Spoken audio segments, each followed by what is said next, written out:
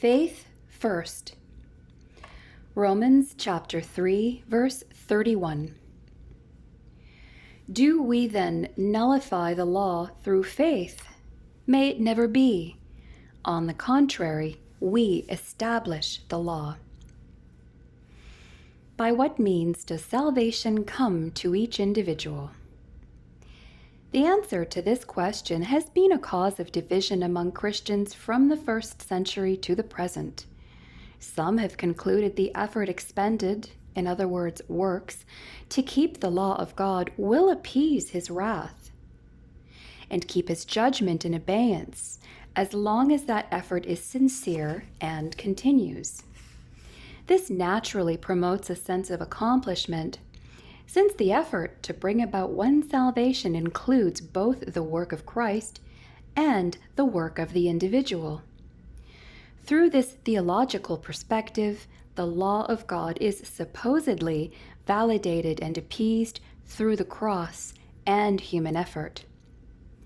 Others have argued that personal acceptance of or faith in the sacrificial and substitutionary death, burial, and resurrection of Christ satisfies the unattainable requirements of the law and results in the eternal security of the believer. Does the law of faith somehow then nullify or abolish the law? Paul answers resoundingly no. It establishes or validates the law. The law shows me my imperfections. It allows me to see the perfection of Christ. The law convinces me that I cannot achieve perfection, be made righteous or justified on my own.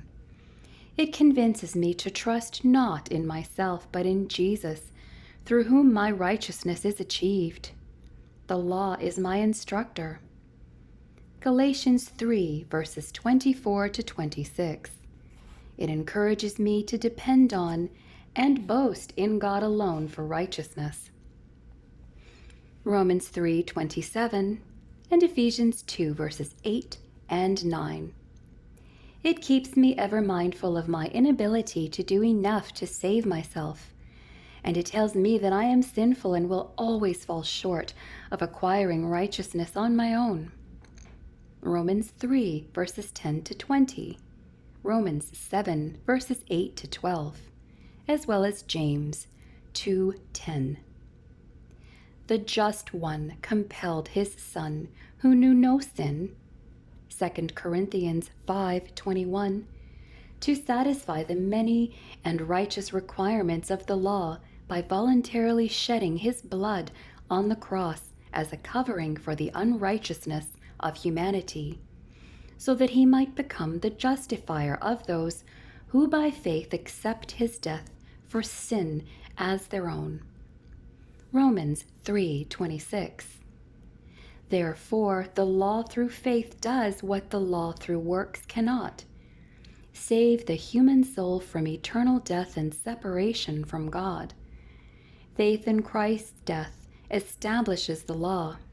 It satisfies the requirements of the law and freely gives the gift of God's righteousness to anyone who trusts in Christ. Romans 3 verses 22 to 24. Good works, however, do play a prominent role in the Christian experience. They are the believer's response to the grace of God, which is received through faith.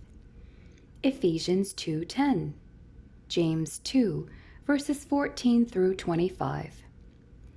In appreciation for the salvation that God freely gives, the true believer naturally commits his or her life to the daily pursuit of holy or righteous living without fear of being cast out of the family of God for not doing quite enough. The believer's status in Christ is what does enough. No son loses his status as a son when his behavior falls short of an expected standard. Neither would God the Father disown one of his children.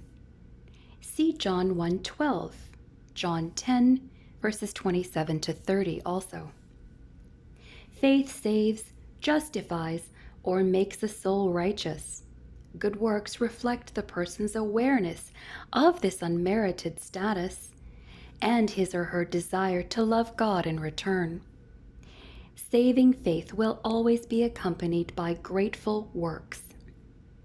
Please refer to Titus 1:16, Titus 2, verses 11 to 14, and Titus 3, verses 1 and 8.